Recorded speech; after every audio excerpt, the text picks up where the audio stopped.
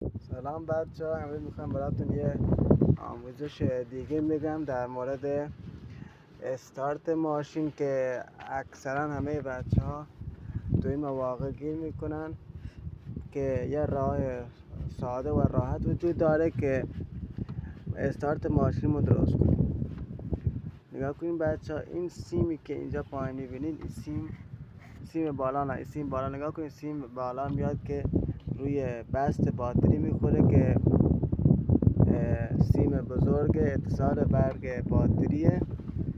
اون سیمی که همیشه باعث میشه که ماشین از کار بیفته و استارت نزنه، سیم برق که مال شارژ کردن اتصال باتری به روی استارت. این سیم رو کاملا به استارت وصل میکنی، سیمش رو محکم با پیچ میبندی و یک که من الان این کار رو انجام دادم، یه رله کمکی بهش بستم. از روی اتصال استارت یه سیم میکشم، میبریم به روی رله کمکی.